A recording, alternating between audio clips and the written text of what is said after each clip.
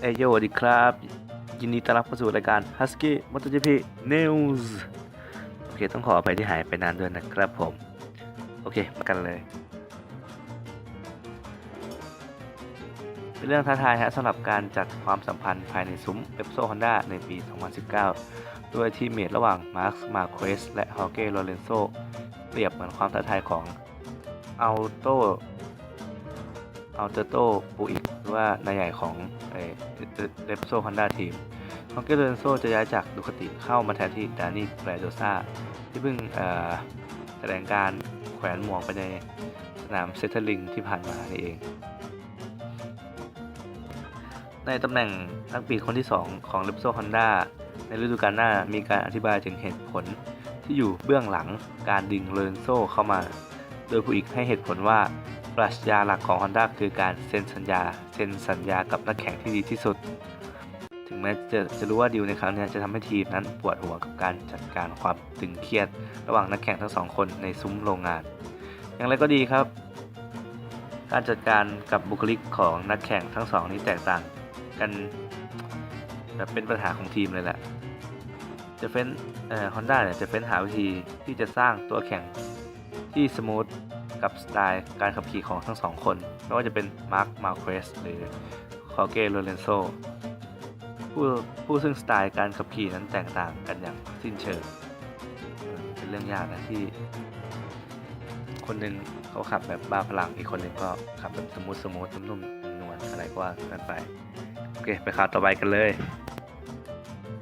แม้จะยืดอกบอกได้ว่าได้ทีมที่แข็งแกร่งขึ้นในปี 2019 ก็จริงสำหรับสาวก Repsol Honda อีกหนึ่งมุมก็คืออดหวาดวิตกไม่ได้ว่าเมื่อนักบิด2 คนมาอยู่ในทีมเดียวกันแล้วเนี่ยด้วยมาร์ค มาร์เควสและคอร์เก้ โลเรนโซ2 ดาวบิดสเปนที่ประสบความสำเร็จมากที่สุด5 ปีหลังเดี๋ยวผมจะขึ้นการเป็นแชมป์โลก5 ปีหลังให้ดูโอเคDNA ผู้ชนะทั้ง2ทำให้มีการคาดการณ์ว่าอาจจะเกิดศึกภายในมุ้งของ Honda ก่อนที่จะปรับแป้งไปรบกับชาวบ้านก็เป็นได้คือเขามีการวิตกว่ากลัวนักแข่ง2 คนนี้จะทะเลาะกันก่อนไงนั่นแหละปูอีกบอสใหญ่ใน Repsol Honda ทีมออกมายืนยันว่า Honda นั้นจะมุ่งหาแรงท้าทายใหม่กระตุ้นตัวเองอยู่เสมอทั้งการพัฒนารถแข่งที่เฟ้นหาซึ่งการพัฒนาตัวรถแข่งหรือการเฟ้นหานักแข่งซึ่งนี่คือสิ่งที่ทีม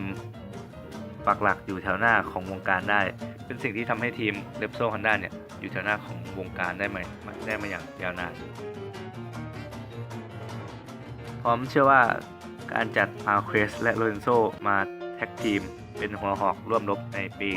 2019 และ 2020 เนี่ยคือหนึ่งในความท้าทายใหม่ที่ดูแบบรอพวกเขาอยู่เช่นกันนะแล้วก็อันนี้ปูอีกให้คำพูดไว้สำหรับ Honda เราหาอะไรมาท้าทายเสมอก็เหมือนปกติที่ปูอีกเคยชอบพูดนะแล้วก็อีกข่าวหนึ่งครับออกงานอีเวนต์กับต้นสังกัดในดูคาติตอนนี้คืองาน World Ducati Week มั้งในอาทิตย์ที่แล้ววันอาทิตย์ที่ผ่านมานี่แหละสำหรับบักขิน Crazy Stoner อดีตแชมป์โลก MotoGP 2 สมัยซึ่งปัจจุบันจะเอาตัวรับหน้าที่เป็น Brand Ambassador และ Test Rider ให้กับต้นสังกัดอยู่นั่นก็คือดูคาติโดยล่าสุดออกมาให้ทัศนะถึงมาร์ค มาร์เกสที่เพิ่งได้แชมป์โลกในฤดูกาล 2017 มาซึ่งผ่านพ้นมานั้นได้แชมป์โลกคือมาร์คเนี่ยได้แชมป์โลกแล้วก็ได้รองแชมป์ล้มเยอะที่สุดใน MotoGP 2017 ซึ่งแพ้ให้กับแซมโลซึ่งล้มโคตรเยอะเลยแล้วตอนนี้แซมโลก็ได้กลับลงไปขี่ Moto2 อีกซึ่งสโตเนอร์ห่วงเหลือเกินว่าไอ้หนูเนี่ยจะบอบช้ำเกินคือล้มบ่อยแล้วก็เขาเรียกว่าจะยืดระยะได้ไม่ดีจะยืนระยะยาวได้ไม่ค่อยโอเคเหมือนกับเปโตซ่าเหตุผลที่เปโตซ่าเลือกที่จะแขวนหมวกคือเขาเนี่ยในตั้งแต่ปี 2018 เริ่มมาเนี่ยเขาล้มบ่อยแล้วก็ร่างกายน่าจะบอบช้ำแล้วก็ฟื้นฟูไม่ทันก็ต้องแขวนหมวกไปแล้วก็เป็นเหตุผลหนึ่งที่ทำให้สโตเนอร์เลิกขี่เหมือนกันเพราะว่า สโตเนอร์เขามีปัญหาด้านเม็ดเลือดขาวไม่แข็งแรงมั้งผมจำไม่ผิดนะแล้วมันจะทำให้เขาฟื้นตัวได้ยากกว่าปกติใช่เขาต้องเลิกแข่งไปตามระเบียบนะครับผมแล้วก็บอกกินยังพูดต่ออีกว่า